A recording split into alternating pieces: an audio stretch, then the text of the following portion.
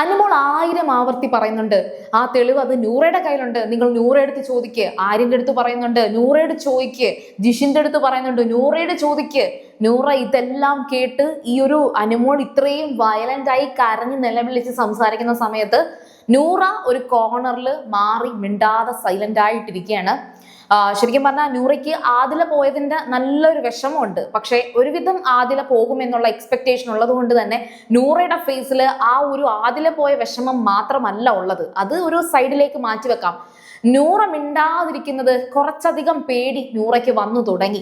ആദില എവിക്റ്റായി പോയി. അനുമോളെ പറഞ്ഞ് കുത്തിത്തിരിപ്പുണ്ടാക്കിയ സമയത്ത് തന്നെ ആദില എവിക്റ്റായി പോയി. അപ്പൊ തുടർച്ചയായിട്ട് അനുമോളെ പറയുന്നവരൊക്കെ എവിക്റ്റ് ആകുന്നുണ്ട്. ഇനി തന്നെ പറഞ്ഞു വിടുവോ എന്നുള്ള പേടി. അവർക്ക് രണ്ടുപേർക്കും ജയിക്കണം, ഒരാളെങ്കിലും ജയിക്കണം എന്നുള്ള ഒരു വാശി ഇവർക്കുണ്ട്. ഇങ്ങനെയൊക്കെ ജയിച്ചിട്ട് എന്തിനാണല്ലേ? പക്ഷെ ഇവർക്ക് രണ്ടുപേർക്കും ഇപ്പൊ നെവിൻ നൂറയെടുത്ത് പറഞ്ഞൊരു കാര്യമുണ്ട്.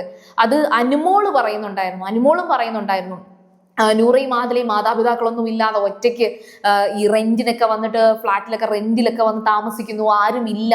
അപ്പോൾ അവർക്ക് ആ ഒരു ജോലി വെച്ചിട്ടൊക്കെയാണ് ജീവിച്ചു പോകുന്നത്. അപ്പൊ നെവിനും പറയുന്നുണ്ടായിരുന്നു ഈ ഒരു അങ്ങനെ ഒരു അവസ്ഥയിൽ പൈസ എന്ന് പറയുന്നത് ഇമ്പോർട്ടന്റ് ആയിട്ടുള്ളത്, ഏറ്റവും കൂടുതൽ ആവശ്യമുള്ളത് അവർക്ക് രണ്ടുപേർക്കുമാണ്. നിങ്ങൾക്ക് കിട്ടിയാൽ ഞാൻ ഭയങ്കരമായിട്ട് സന്തോഷിക്കുമെന്ന് നെവിൻ പറയുന്നുണ്ടായിരുന്നു. അനുമോളും ഇതേ കണക്ക് സംസാരിച്ചിട്ടുണ്ട് അവിടെ.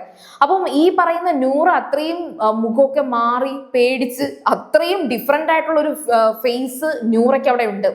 പക്ഷെ അതിനുശേഷം നൂറ പോയി ശൈത്യ എടുത്ത് മാറി നിന്ന് കരഞ്ഞ് അവിടെ അങ്ങനെ നിൽക്കുമ്പോഴാണ് സരിക, ഷാരിക, ശൈത്യ ഇവരൊക്കെ ആ മഴയത്ത് വാതിലിന്റെ അടുത്ത്, ഈ പറയുന്ന ബിഗ് ബോസിന്റെ ആ ഒരു വാതിലിന്റെ അടുത്ത് കരഞ്ഞുകൊണ്ട് നിൽക്കുമ്പോഴാണ് ബ്ലൈൻഡ്സ് ഓപ്പൺ ആവുന്നത്. അപ്പോഴത്തേക്കും അനുമോൾ ഓടിപ്പോവുകയാണ് ആ തെളിവെടുക്കാൻ വേണ്ടിയിട്ട്. അപ്പം ശിവാംഗിയൊക്കെ അവിടെ നിൽക്കുന്നതൊന്നും അനുമോൾ അതൊന്നും മൈൻഡ് പോലും ചെയ്തില്ല.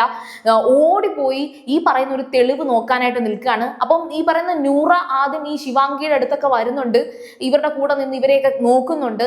എന്നിട്ട് നൂറയും നൈസായിട്ട് ഇവരെ ഈ പറയുന്ന ആശ്വസിപ്പിച്ചുകൊണ്ട് നിന്നായിരുന്നല്ലോ, അതായത് ശൈത്യ, സരിക, ഷാരിക ഇവരെ ഒക്കെ തള്ളി മാറ്റി നൂറ ഒറ്റയ്ക്ക് ആ പറയുന്ന ബെഡ് സ്പേസിൽ പോയി എന്തോ ഒരു വെള്ള കളറിലെ ഒരു കാര്യം, അത് പേപ്പർ ആണെന്ന് തോന്നുന്നു, അത് കയ്യിൽ ഇങ്ങനെ ഒളിപ്പിച്ച് വെച്ചിട്ട് അത് എടുത്തുകൊണ്ട് നൂറ പോകുമ്പോൾ ഈ പറയുന്ന അക്ബറും നെവിനും കൂടെ സംസാരിച്ചുകൊണ്ട് നിൽക്കുകയാണ്.